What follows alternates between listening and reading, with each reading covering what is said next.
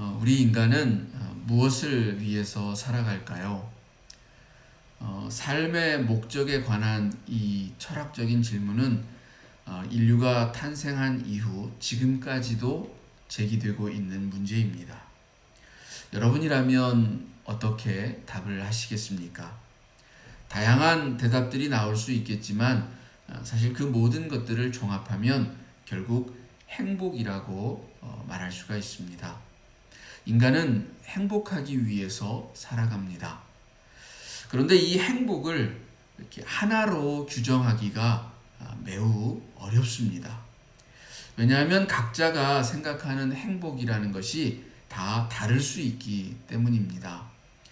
그래서 어떤 행복을 추구하는가라는 이 질문에 대한 각각의 답이 그 사람의 삶의 방향을 결정한다라고도 볼 수가 있습니다.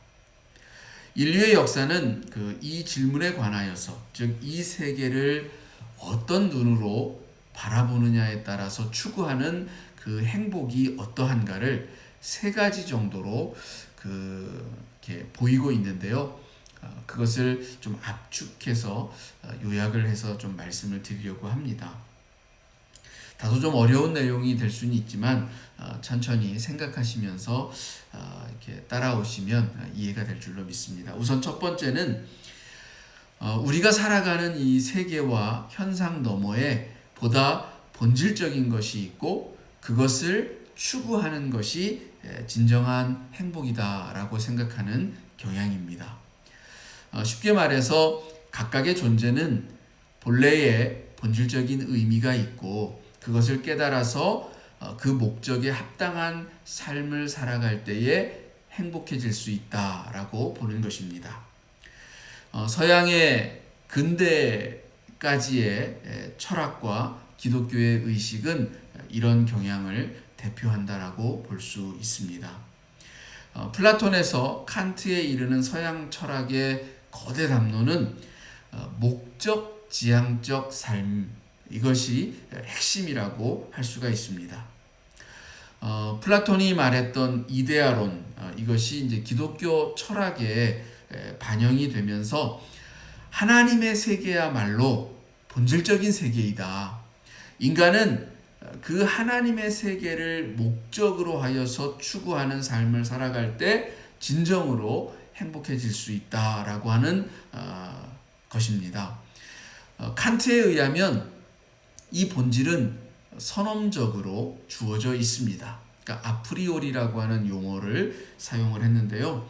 인간은 배우지 않고 경험하지 않아도 저절로 인식하고 깨우치는 아프리오리가 있다. 그리고 누구나 선한 의지를 갖고서 태어난다라고 보았던 것입니다.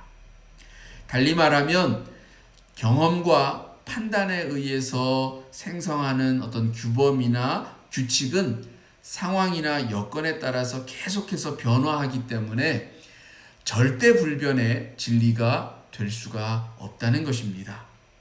그래서 중요한 것은 우리가 깨닫게 되어지는 바, 그 본질을 실천하고자 하는 의지가 가장 중요하다는 것입니다. 본질은 선언적으로 누구에게나 주어져 있습니다. 누구나 깨달을 수 있습니다. 그러나 그것을 추구하는 것은 개인의 의지에 달려있는 문제라는 것입니다. 이런 관점에서 성경을 보면 하나님은 우리에게 목적을 두셨습니다. 우리는 그것을 따라 믿음으로 순종하는 삶을 살아갈 때 인생의 참 기쁨을 맛볼 수 있습니다. 실제로 성경은 하나님이 인간을 창조하실 때에 당신의 형상을 따라서 선한 의지대로 창조하셨다고 말하고 있고 우리 안에 정직한 영을 두었다고 말씀하고 있습니다. 우리가 경험을 통해서 맛보게 되는 욕망을 따르면 죄에 이르겠지만 우리 속에 내재하고 있는 성령을 따르면 인생의 참 의미와 본질을 회복할 수 있다라고 말하는 것입니다. 첫 번째는 이렇고요. 자, 두 번째를 또 말씀을 드려야 되는데, 두 번째의 경향은 19세기 이후에 등장해서 지금도 많은 영향을 미치고 있는 유물론적 사고입니다. 물론 유물론이라는 것이 어느 날 갑자기 뚝 하고 생긴 것이 아니고 중세를 지나면서 점차 확산하게 되어진 이 경험론적 사고에서 파생된 사조입니다. 인간이 참된 지식을, 그러니까 본질을, 그러니까 진리라고 하는 것을 어떻게 얻을 수 있는가라고 하는 질문에서 시작을 해서 어떤 존재나 이성보다는 그 경험 또 이상보다는 현실을 중시하는 이 철학 사조를 통해서 근대 철학을 태동하게 했습니다. 그러다가 19세기가 되었습니다.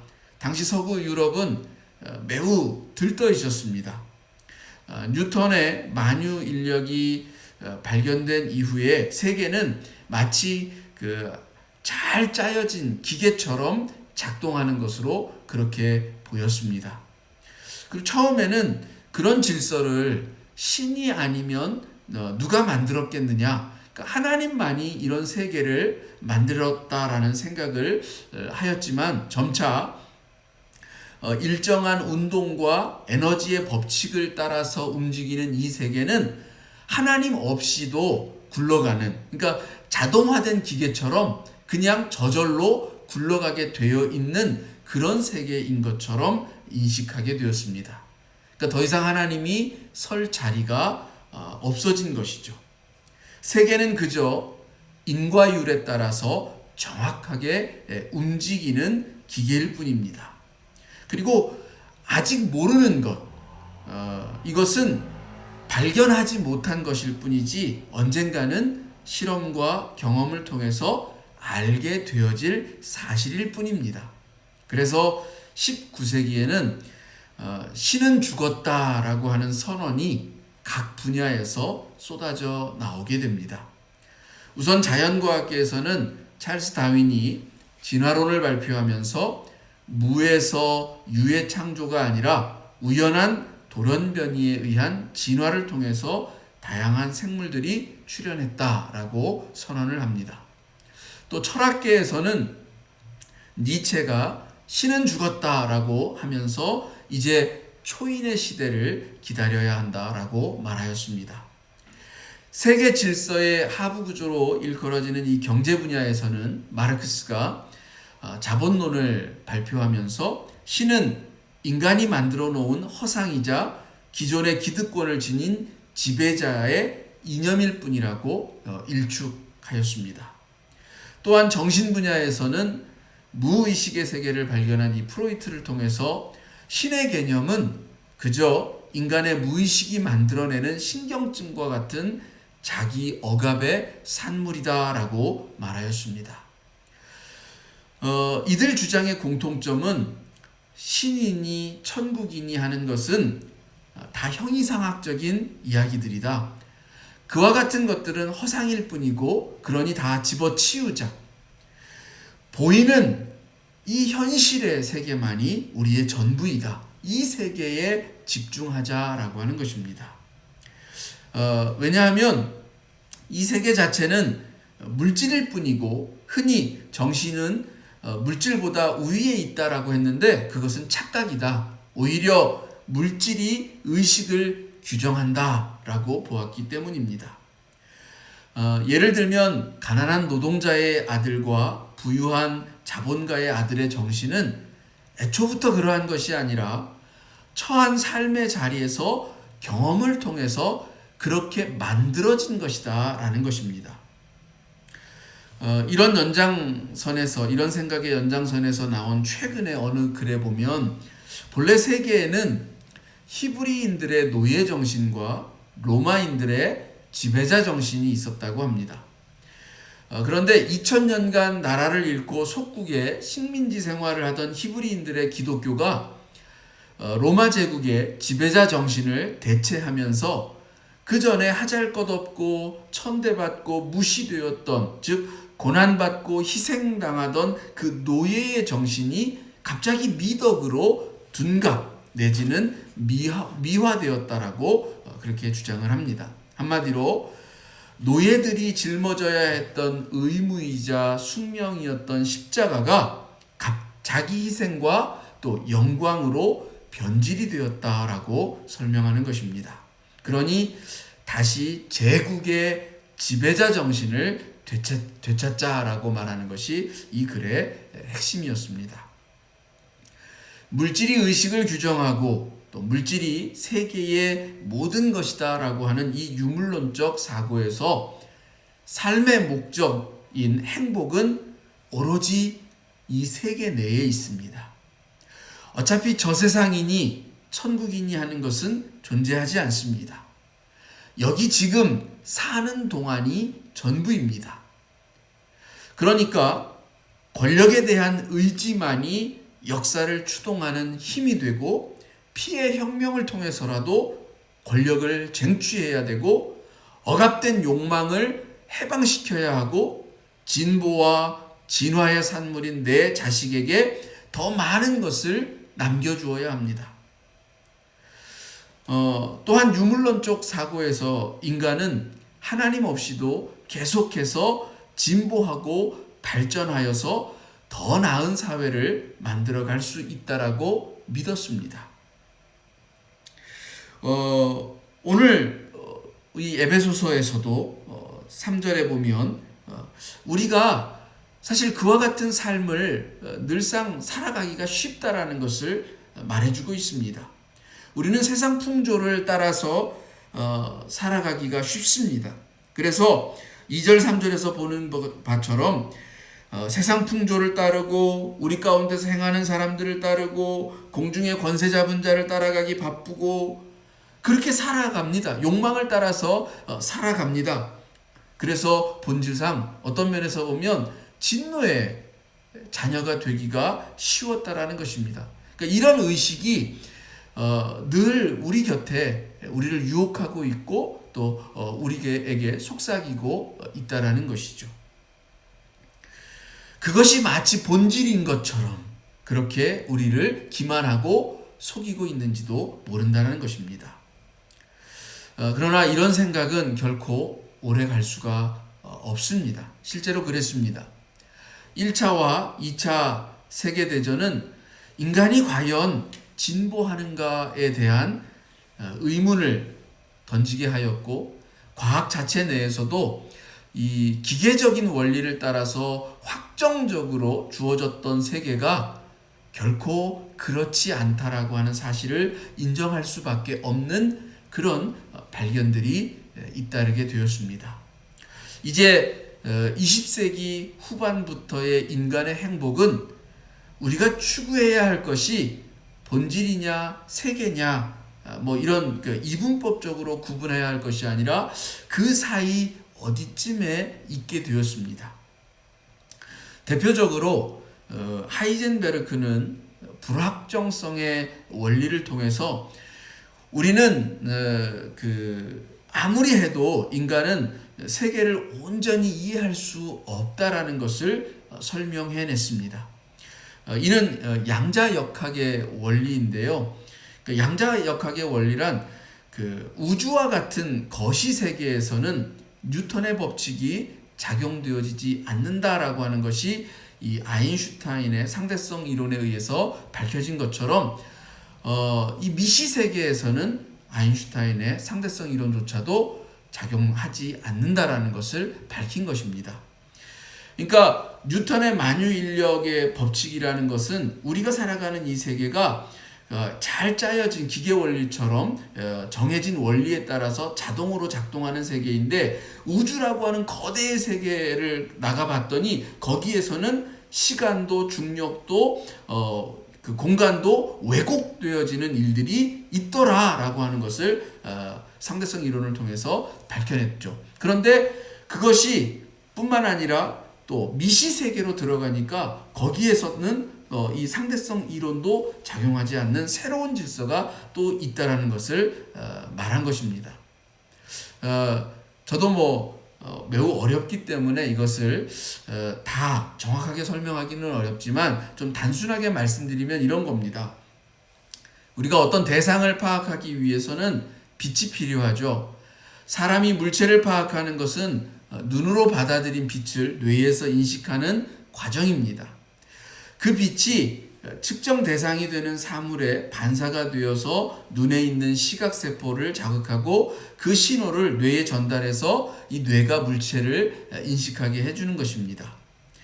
근데 그런 빛의 반사를 통해서 대상의 위치와 속도 등을 파악할 수 있는데, 이 미립자의 경우에는 실제로는 계속해서 움직이고 있습니다.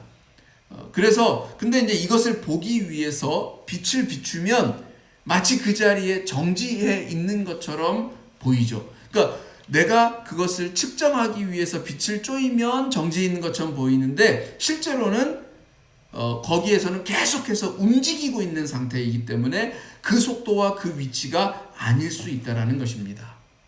그러니까 말하자면 측정 불가, 없는 게 아니라 있는데 알 수 없는 그런 것이라는 거죠. 또 수학적으로는 괴델이라고 하는 인물이 일명 괴델의 방정식이라고 불리는 불완전성의 원리를 통해서 수학적으로 증명 불가능한 명제가 있다라고 하는 것을 밝혔습니다. 괴델이 발견한 것은 이 순수한 수들 간의 참인 관계, 그러니까 모든 것이 참인 관계들인 그 수들이 존재할지라도 그것을 증명하는 것은 불가능할 수 있다라고 하는 사실을 증명한 겁니다. 말이 너무 어렵죠? 쉽게 말하면 진리는 증명보다 크다. 과학적으로, 경험적으로, 실험적으로 증명할 수 없다라고 해서 진리가 없다 혹은 진리가 아니다 라고 말할 수는 없다라는 것을 밝힌 것입니다. 그런가 하면 심리학에서는 칼 융이 프로이트의 개인 무의식을 넘어서 초월적 의식의 세계로서 집단 무의식이 있다는 것을 말하였습니다. 이것은 개인의 경험 속에서 억압되거나 무시함으로써 축적되어진 개인의 어떤 무의식과는 달리 본래부터 독립적으로 내재하고 있는 어떤 원형과 같습니다. 예를 들면 모성과 같은 원형이 있습니다. 모성이라는 것은 누가 가르쳐 주거나 경험해서 갖게 된 것이 아닙니다. 이런 원형들은 또한 그 자체로 좋다, 나쁘다를 말할 수 있는 게 아닙니다. 모성은 부족해도 문제가 되고 너무 많아도 문제가 되죠. 부족하면 자녀의 정서적 불안을 야기하고 넘치면 자녀를 자기 소유물처럼 여기거나 집착하게 됩니다. 그래서 거기에는 적절한 균형이 필요합니다. 융에 의하면 이런 원형들의 불균형이 생길 때마다 집단 무의식은 꿈과 같은 것을 통해서 우리 자아에게 말을 걸어온다라고 말합니다. 일종의 경고의 사인을 보낸다는 것이죠. 그래서 건강함이란 일종의 균형을 유지하는 것이다라고 그렇게 말합니다. 자, 어쨌든 이렇게 해서 우리는 이제 보이는 세계가 전부가 아님을 다양한 것을 통해서 깨닫게 되었습니다. 자, 그렇다라고 해서 저 옛날처럼 그 자연과 세계의 그 원리나 질서를 전혀 모르고 믿던 그런 과거와도 저희는 다른 세계를 살아가고 있습니다. 현대의 인간은 물질과 정신, 노동과 쉼, 또 고독과 교제 사이에서 적절한 균형을 추구할 때에 행복해질 수 있다라는 것을 알게 된 것입니다. 코로나19 때문에 일을 할 수 없는 상황이 되어지면서 너무 바쁜 일상을 살 때, 너무 일이 많아서 힘들 때에도 저희는 행복한 것을, 행복이 뭔지를 몰랐다 하지만 일이 너무 없는 요즘에도 행복이 뭔지, 행복하지 않다라고 말하는 사람들이 참 많다라는 것을 우리는 보게 되어집니다.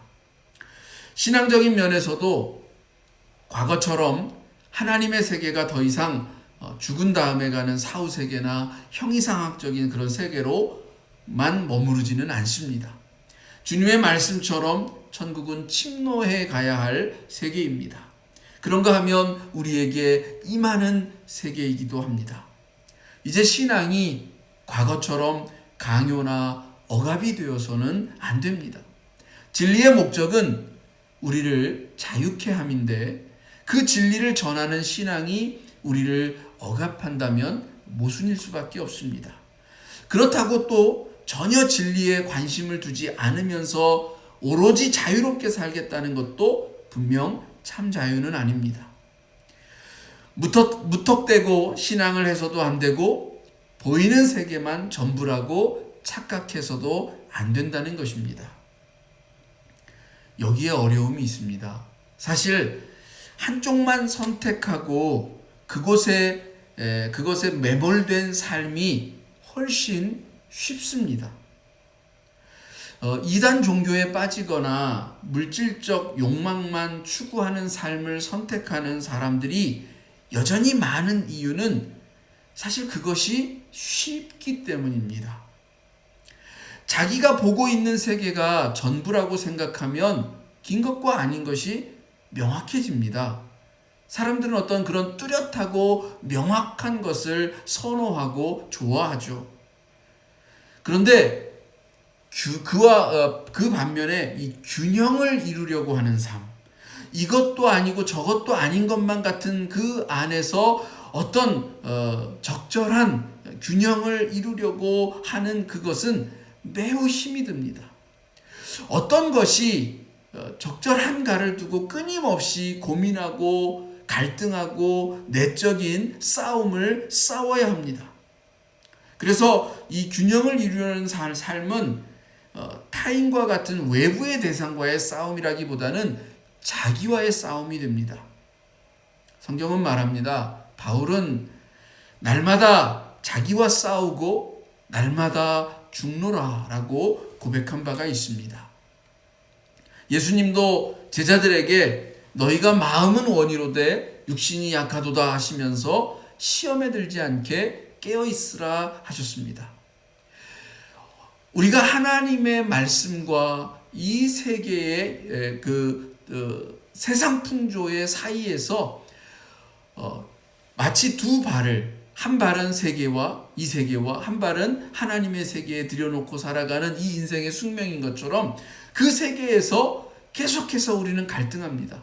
육신의 필요가 있기 때문에 그 필요를 위해서, 그러나 그것만으로는 아니기 때문에 또한 우리의 영적인 부분을 위해서, 그 사이에서 적절한 균형을 찾기 위해서 끊임없이 우리는 하나님께 나아가고 갈등하고 번민하는 것입니다. 어렵지만 우리가 가야 할 길이죠. 자, 이렇게 어떻게 행복한 삶을 살 수 있을까에 대하여서 말씀을 드리면서 세 가지 유형의 사고를 제시해 드렸는데요. 여러분에게 행복은 무엇이고 그 행복을 얻기 위한 삶은 어떤 것입니까? 그리스도인으로서 보이는 물질의 세계만 믿고 살아간다면 지금 여기 예배의 자리에 함께 하고 있지도 않았겠죠. 그렇습니다. 비록 우리가 온전히 알지 못하지만 분명 하나님의 뜻과 목적이 있습니다. 저희 믿는 사람들에게는 그것이 본질입니다. 그것을 추구하는 삶을 살아갈 때에만 진정한 행복을 누릴 수가 있다고 믿습니다. 그런 면에서 오늘 에베소서의 본문에서는 우리가 그리스도 예수 안에서 선한 일을 위하여서 지으심을 받았다라고 말해주고 있습니다. 또한 이 선한 일은 하나님이 우리로 행하게 하시려고 미리 예비하신 것이다 라고 말해주고 있습니다. 우리에게 삶의 목적을 두셨습니다. 그것은 선한 일을 행하는 것입니다. 왜냐하면 구원과 진리가 우리의 지식과 인식으로는 다 알 수 없는 것이지만 은혜로 깨달아졌기 때문입니다. 하나님의 선물이다라고 표현했습니다. 내가 노력으로 얻는 경험과 인식의 경계 너머에 깨달음이 있습니다. 하나님이 그것을 거저 주셨습니다. 이것을 비유적으로 유사하게 표현하자면 우리의 인식에는 감각을 통해서 얻는 경험적인 지식과 배움을 통해서 얻는 지식이 있습니다. 그러나 이 경험과 배움이 없이도 얻는 인식이 있습니다. 그것은 바로 직관이라는 것입니다. 직관은 사실 왜 아는지 설명하기가 어렵습니다. 그냥 아는 겁니다. 그런 것처럼 하나님은 우리에게 깨달음이라고 하는 선물을 주셨습니다. 우리가 노력을 해서나 혹은 행위를 통해서 얻은 것이 아니니까 오늘 본문의 말씀처럼 당연히 자랑할 것도 아닙니다. 그저 깨달은 바를 살아가는 것, 그 진리를 실천하는 것입니다. 그래서 순서가 중요합니다. 그러니까 우리가 진리를 얻기 위해서, 즉 구원을 얻기 위해서 선한 일을 하는 게 아닙니다.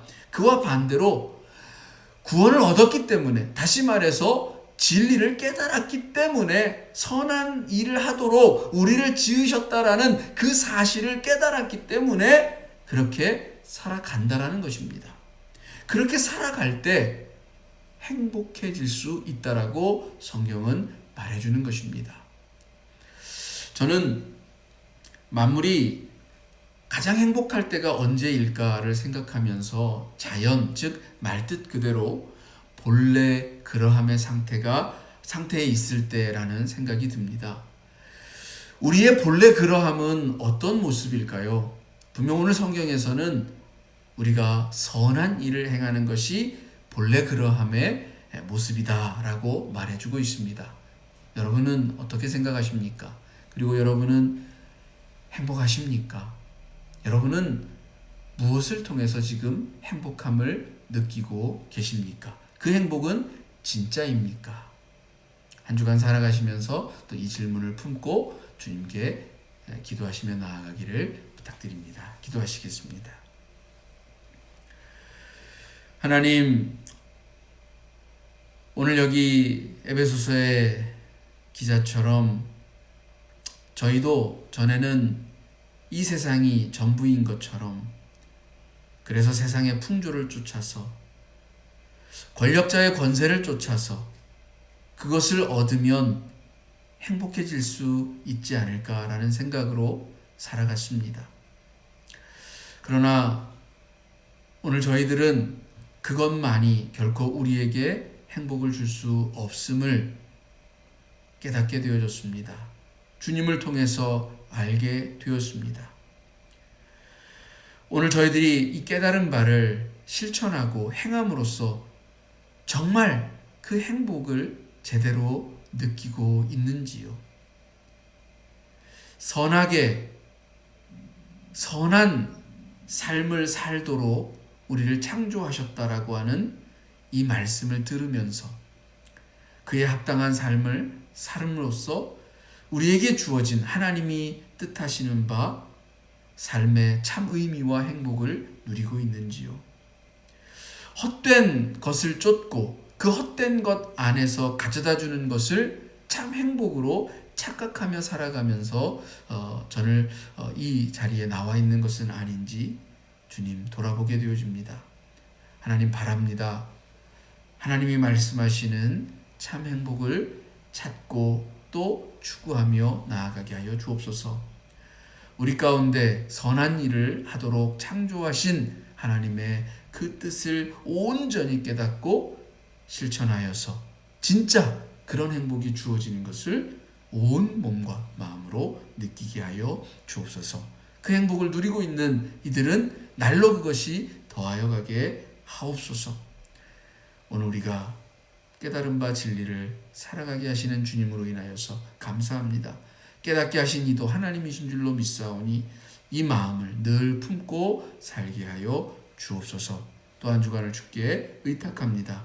하나님께서 동행하시고 저희들에게 참 기쁨과 웃음을 허락하실 줄로 믿으며 예수님의 이름으로 기도드립니다. 아멘.